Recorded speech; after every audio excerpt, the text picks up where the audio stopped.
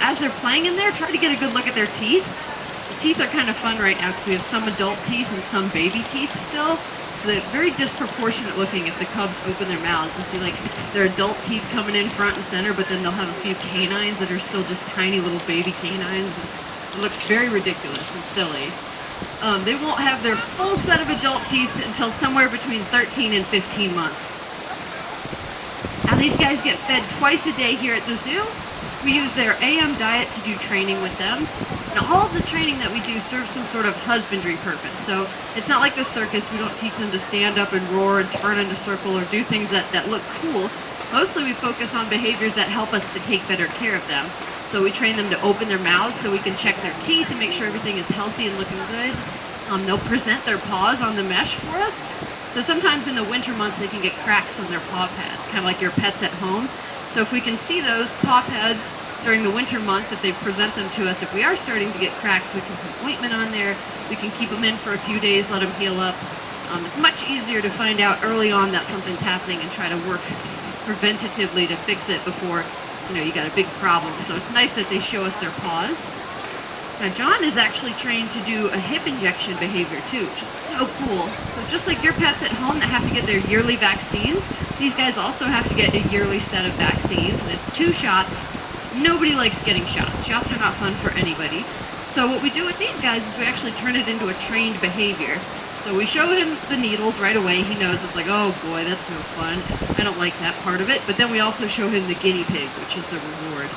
It's like, if you're willing to do this, you get to have this. And for John, it's like, deal, I'll do it. So he'll actually lay down next to the mesh. He scoots all the way over, pushes his hip right into the mesh, and he just pushes that muscle right up there so that we can access it. It's 2 shots, one right after another. Usually we kind of scratch him to give him another sensation to focus on besides that sting of the needle. And we do it real quick, 1, 2, and then he gets a guinea pig. And John says, that's a sweet deal. I'll do that all day, every day. That's because John is very food motivated and he very much loves guinea pigs. We're currently working on that same behavior with all 4 of our females out there. They're a little slower to come around and accept that.